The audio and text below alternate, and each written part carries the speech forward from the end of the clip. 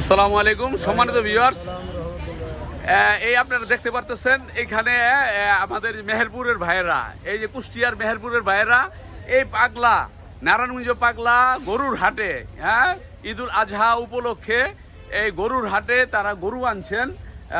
তারা জুটি বেঁধে আসছেন, তারা দল বেঁধে আসছেন এইখানে। এর ভিতরে এই যে তারা অনেকগুলি গরু আনছেন এই ভাইয়েরা, ঠিক আছে। এই আমাদের এই যে উপহার দেওয়ার জন্য এই যে গরুগুলি আনছেন আপনারা দেখতে পারতেছেন,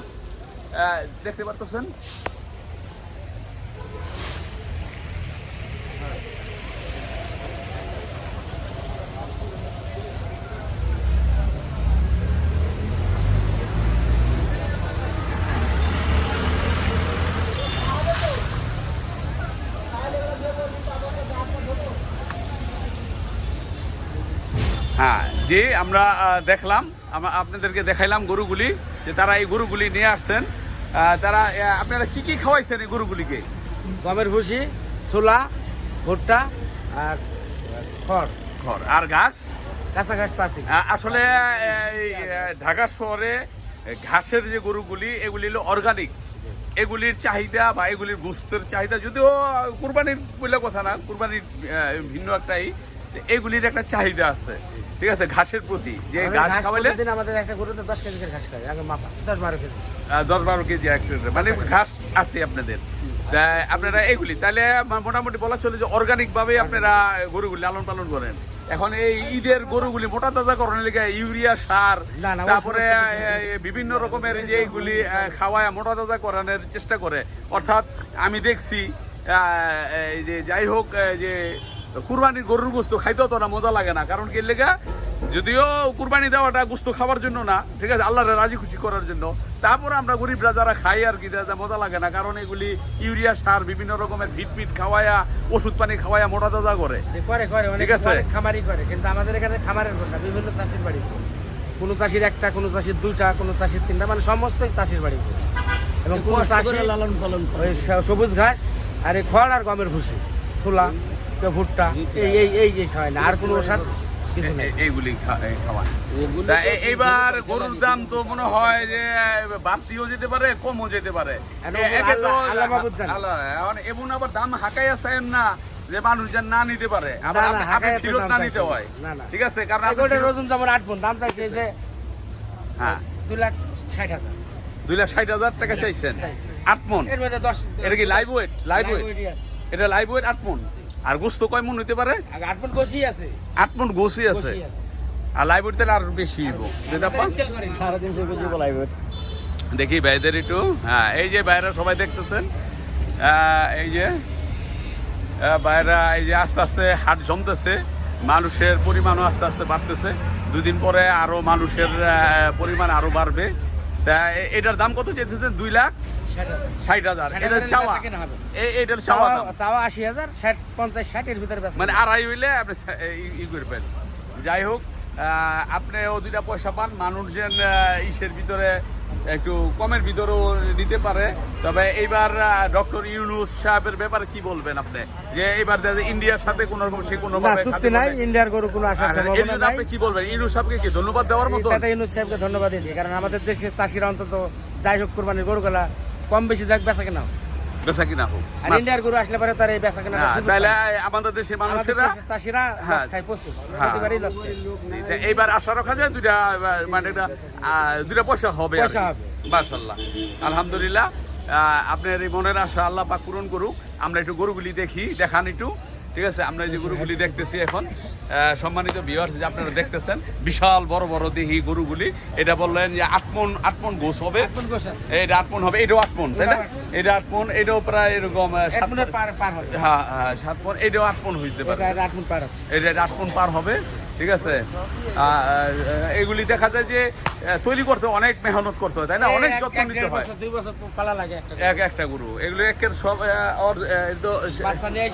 এটা মনে হয় গিরি নাকি? না শায়লের, ওইটা হলো শায়ল, অরিজিনাল শায়ল, সব শায়লই, হ্যাঁ ক্রস আছে মনে একটু, ক্রস থাকে না, এটা আছে শায়লের ক্রস, কার লোক এটা শায়লের সাথে ক্রস, শায়ল আর ক্রস মিক্স, মানে শায়ল যাতে সার দেখাই নিয়েছে আমাদের দেশীয় গাছ। ও দেশীয় না, দেখা যায় তো সাইওয়ালের মতনই।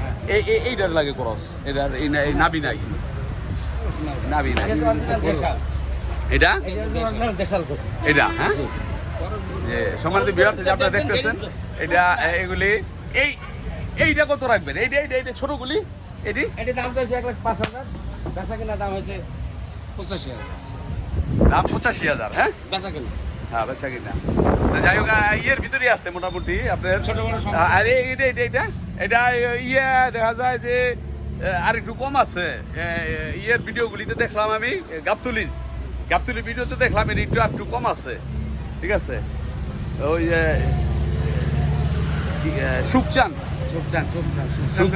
হ্যাঁ একই এলাকায় বাসা আমাদের। তাই নাকি? হ্যাঁ, উনারই দেখলাম ভালো, উনি জমাই লিছেন।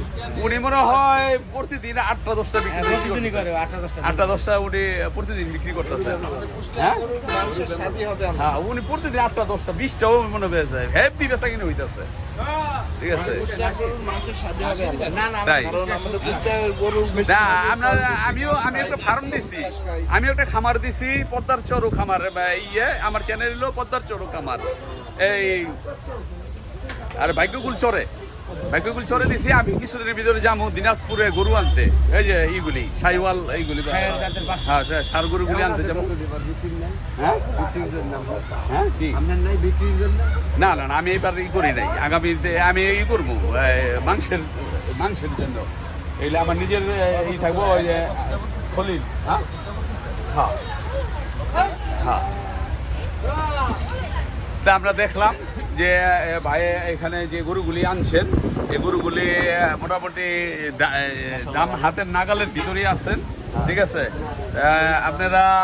আপনারা যারা আসতে চান পোস্তগোলার থেকে অতি সন্নিকটে 10 টাকা ভাড়া নিবে।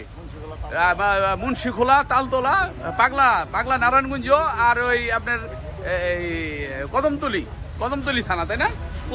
পুস্তকলা কদমতলি থানা এর সন্নিকটেই।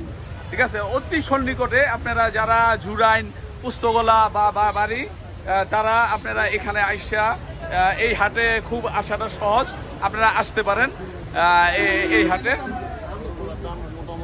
হ্যাঁ, এই পাগলা মুন্সিখোলা হাট, পাগলা তালতলা। ঠিক আছে, পাগলা তালতলা এই হাট, পাগলা তালতলা আপনারা দেখতে পারতেছেন।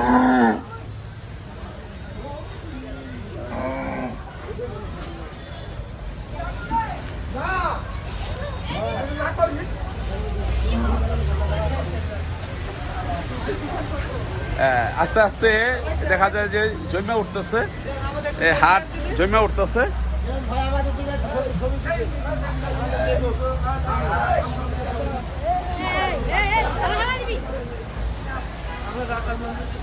জি,